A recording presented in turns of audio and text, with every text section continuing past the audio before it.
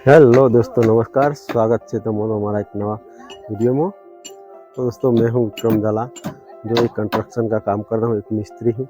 और जो हमें 8-10 आदमी मिलके सब सारा। तो दोस्तों, आज के वीडियो में हम ये जानेंगे कि जो नए मिस्त्री है उसे जिसे ओरंबा करने को पता नहीं है, जो साहुल करने को नहीं जानते और चिनाई करते, और जो नए मिस्त्री बनने चाहते हैं, तो उसके लिए ये वीडियो बहुत ही काम आएगा। कि जब हम चिनाई करते हैं हमारी दीवार को, जब सीधी दीवार चिनाई करनी होती है, तो हम वो साहुल की मदद से हम दीवार सीधी कर सकते हैं। तो दोस्तों, पहले तो हमें ये पता होना चाहिए कि हम जब शॉप पे जाते हैं जो नए साहुल लेने के लिए, तो उसको हम किस तरह से जानेंगे कि वो हमारा साहुल सही है और हम उसे चिनाई कर सकते हैं।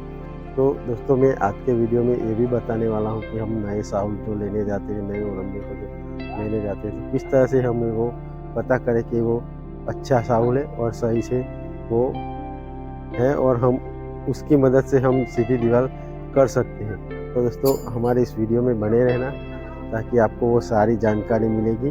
और हमारे वीडियो पूरा देखेंगे, ताकि विस्तार से आप जो वीडियो देखेंगे तभी आपको पता चलेगा कि किस तरह से हम दीवार में साहुल कर सकते हैं, और किस तरह से हमें नए साहुल जो लेना होता है उसे हम किस तरह से हम खरीद सकते। तो दोस्तों, हम जब नया जो साहुल लाते हैं और नया जो ओरंबा लाते हैं, उसे कैसे चेक करें, तो हमें ये चेक करना बहुत ही ज़रूरी है, ताकि इससे हमारी दीवार सीधी हो सकती है।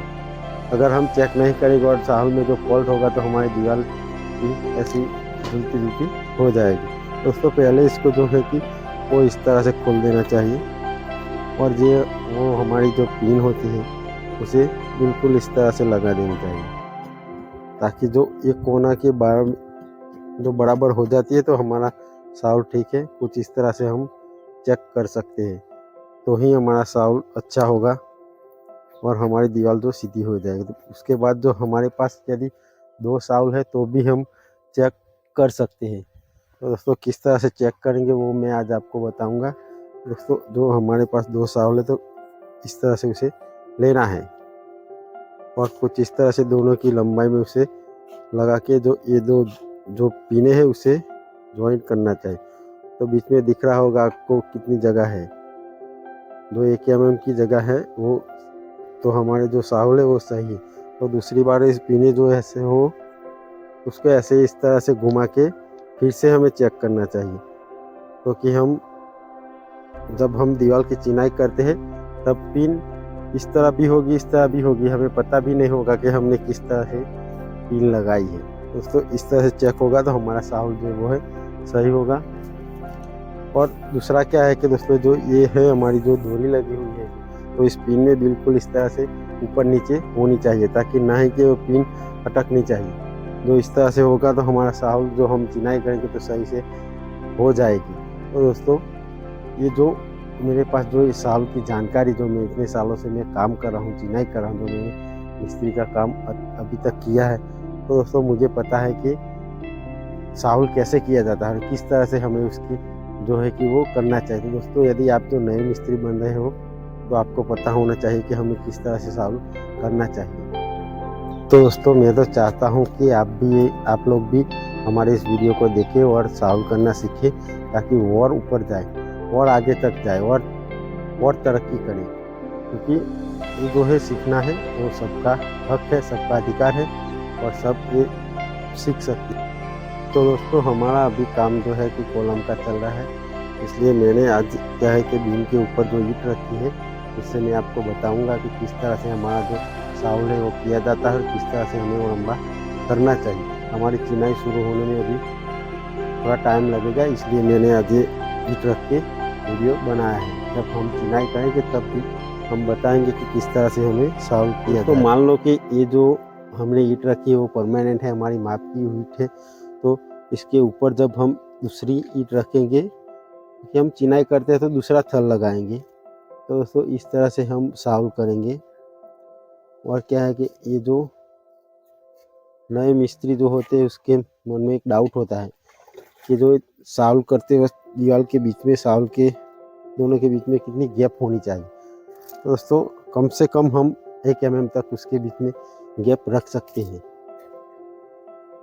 तो आपको दिखाई दे रही होगी कि कितनी गैप है इसके अंदर। तो दोस्तों हम जब सॉल्व करते हैं तो उसके ईंट के बीच में जो 1 mm की गैप होनी चाहिए, जो आपको दिख रही होगी, और हमारा सॉल्व जो कुछ इस तरह से हिलना चाहिए ताकि सही से हमारी दीवार की चिनाई हो सके, और इस तरह से हम सॉल्व कर सकते हैं।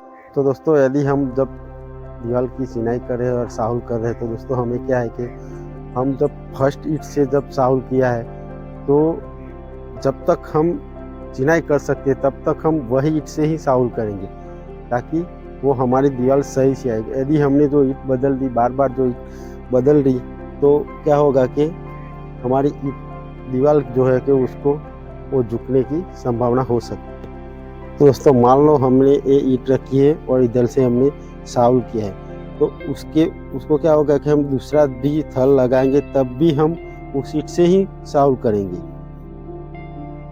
तीसरा लगाएंगे और चौथा लगाएंगे और पांचवा लगाएंगे, हम जितने तक हम चिनाई कर सकेंगे तब तक हम उस ईंट से ही हम सॉल्व करेंगे। हम ईंट बदलेंगे नहीं, ताकि हम जब ईंट बदलेंगे तो हमारी दीवार झुकने का संभावना 100% होती है। तो दोस्तों हमने दीवार जो ग्राउंड से शुरू की है और हमने 3 फीट 3.5 फीट तक हमने उसकी चिनाई कर दी। अब हमें पालक करना है, उसके ऊपर भी हमने चिनाई करनी। तो दोस्तों पहला थर हम जब पालक के ऊपर लगाएंगे तब उस ईंट को हम परमानेंट कर देंगे। जो नीचे की ईंट जो है उससे सॉल्व करके हम उस ईंट को हम परमानेंट कर देंगे, ताकि उससे ऊपर चिनाई करनी होती तब हम उस ईंट से ही हम आगे चिनाई कर सकें, तो ही हमारी दीवार सीधी हो सके। जो नए मिस्त्री जो होते हैं वो क्या करते हैं कि बार बार ईंट बदलते रहते हैं, पहले सॉल्व किया और दूसरी ईंट को सॉल्व किया, तीसरी ईंट, तो उसकी दीवार झुकने का 100% डाउट होता है। तो हमें क्या करना है कि सॉल्व करने में एक ही ईंट यूज करनी है, और जब दीवार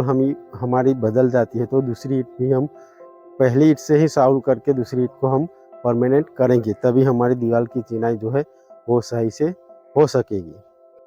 तो दोस्तों हमने जो ये ईंट रखी है और उसके नीचे की साहुल और ईंट के बीच में हम 3 mm की, मान लो कि हम 3 mm तक उसके बीच में गैप रखते हैं, तो सारी की सारी ईंटें जो है उसके बीच में हम 3 mm की ही गैप रखेंगे, नहीं कि एक ईंट में हम 3 mm से बीच में जो 1 mm की गैप हमने रखी तो पूरी दीवार में 1 mm ही रखें।